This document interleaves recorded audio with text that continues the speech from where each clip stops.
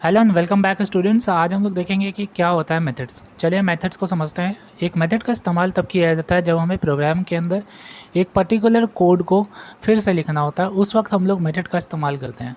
आइए इसे एक एग्जांपल से समझते हैं। यहाँ देखिए मेरे पास एक प्रोग्राम है, ठीक है। ये एक प्रोग्राम है और इस प्रोग्राम के अंदर मैंने एक एडिशन का बेसिकली एक एक्सप्रेशन फॉर्म करके रखा हुआ है। ए और बी यहाँ पे दो वेरिएबल्स हैं। यहाँ पे मैंने दो वैल्यूज़ को इनिशियलाइज भी कर दिया है वेरिएबल्स के अंदर।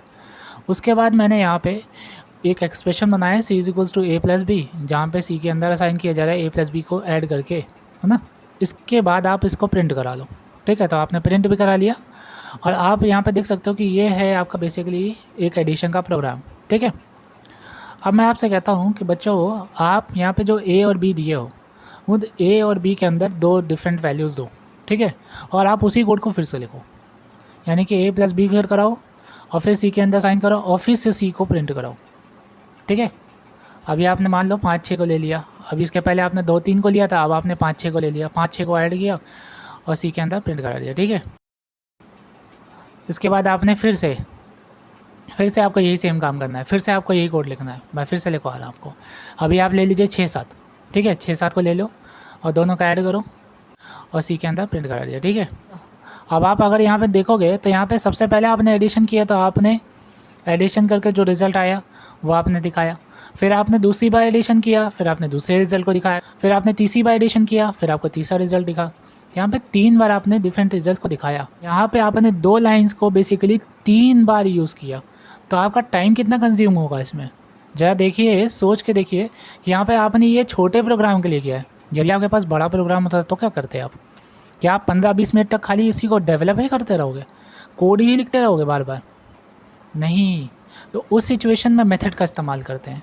हम एक प्रोग्राम के अंदर एक सीक्वेंस ऑफ इंस्ट्रक्शन को लिख सकते हैं, लेकिन यदि अगर हमको एक चीज़ को बार बार रिपीट कराना है तो उस वक्त हम मेथड का इस्तेमाल कर सकते हैं। मेथड के अंदर जो भी चीज़ हम लिखते हैं उसे हम मल्टीपल टाइम कॉल कर सकते हैं और लिखने की भी ज़रूरत नहीं है। सिर्फ एक बार लिखोगे, उसके बाद आप उसको बार बार कॉल कर सकते हो, बार बार बुला सकते हो, जब ज़रूरत है उसके इस्तेमाल कर सकते हो। और ये एकदम सिमिलर काम करता है। जिस तरीके से यहाँ पे प्रोग्राम एग्जीक्यूट होता है उसी तरीके से यहाँ पे मेथड भी एग्जीक्यूट होता है।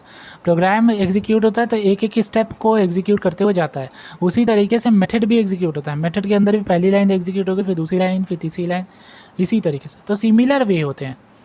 फ़ायदा क्या है कि यहाँ आप जो कोड को बार बार लिख रहे हो वो कोड को आप एक बार डिज़ाइन कर दो।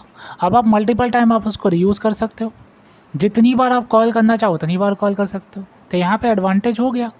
तो ये होता है बेसिकली एक मेथड। अब आप मेथड के अंदर क्या लिखोगे, यहाँ पे जो ये 2 लाइन्स हैं, इन 2 लाइन्स को यहाँ पे पुट कर दो। और अब यहाँ से नीचे वाला जो पूरा सेक्शन है मैं इसको पूरा डिलीट मार रहा हूँ। इसके अंदर सिर्फ ए और बी बचेगा और उसके अंदर जो वैल्यू है वो बचेगी सिर्फ, ठीक है। और वैल्यू भी आप ना बजाओ, मैं कहता हूँ आप वैल्यू भी ना बजाओ, बात ही खत्म, ठीक है। आपने ये भी हटा दो, आप वैल्यू भी हटा दो, ठीक है। मैं वैल्यू देना ही बता देता हूँ आपको। अब वैल्यू दोगे फिर आप रखोगे, वो दिक्कत होगा थोड़ा सा। मेथड का नाम क्या है? एडिशन नाम है, ठीक है। अब हम इस एडिशन नाम के मेथड को इस्तेमाल करेंगे और उसके अंदर 2 वैल्यूज़ को भेजेंगे। देखो कैसे होगा काम। अभी मैं यहाँ पे लिखूँगा एडिशन और यहाँ पे पैरामीटर लिखा है ना, पैरामीटर के अंदर 2 वैल्यूज़ को भेजने को बोल रहा है। वैल्यूज़ का डेटा टाइप कैसा है? इंटीजर। तो आप इंटीजर टाइप की वैल्यूज़ को भेजोगे। यहाँ पे मैंने लिखा 5 और 6, ठीक है। या आप 2-3 ले लो, 2-3 ले लिया, ठीक है। पहली टाइम जो मैंने लिया था नंबर 2-3 लिखा, फिर मैं यहाँ सेमीकोलन लगा दूँगा और अब मैं इसको कंपाइल कर दूँगा। कंपाइल कर दिया, कंपाइल कर दिया, देख लो। कंपाइल करने पे क्या रिज़ल्ट मिला?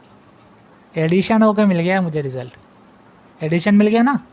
अब मैं यहाँ पे क्या करूँगा, अब मुझे इसी चीज़ को अगर 3 बार चलाना है तो मैं क्या लिखूँगा? सिर्फ एक छोटा सा नाम, फिर मैं एडिशन लिखूँगा, यही सेम नाम लिख रहा हूँ।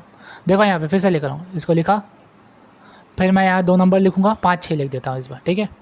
5-6 लिखा, सेमीकोलन लगा दिया, ठीक है।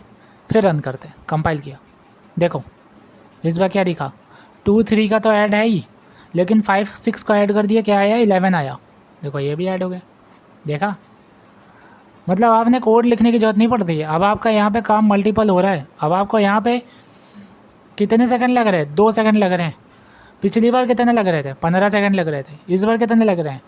2 सेकंड लग रहे हैं, क्योंकि आपने क्या कर दिया, आपने मेथड का इस्तेमाल कर दिया। तब मेथड आपका टाइम भी बचाता है, साथ ही साथ आपको एडवांटेज देता है बहुत सारे। अभी एडवांटेज के बारे में डिस्कस करेंगे, लेकिन इसमें हम लोग समझेंगे कि क्या है बेसिकली एक मेथड। तो मेथड आपको आई होप समझ में आ गया होगा कि आप मेथड को इस्तेमाल कर सकते हो मल्टीपल टाइम, ठीक है।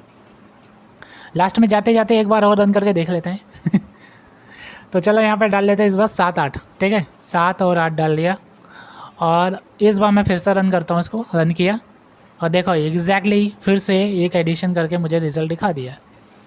तो यहाँ पे इस तरीके से आप एक पर्टिकुलर मेथड को डिज़ाइन कर सकते हो, ठीक है। और ये है बेसिक सा एक डेफिनेशन मेथड्स का। मेथड क्या है? मेथड एक बेसिकली ब्लॉक है जहाँ पे आप कोड लिखते हो, उस कोड को लिखते हो जिसे आपको बार बार रीयूज़ करना होता है। ये होता है बेसिकली आपका मेथड, ठीक है। ये मैंने बहुत छोटी सी डेफिनेशन बना के रखी हुई है। आप जैसे जैसे आप आगे बढ़ते जाओगे मैं मेथड की डेफिनेशन को और एक्सपैंड करते जाऊँगा।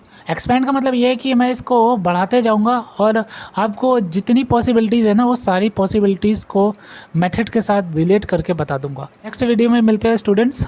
आज के लिए इतना ही काफ़ी है, ठीक है। Bye bye.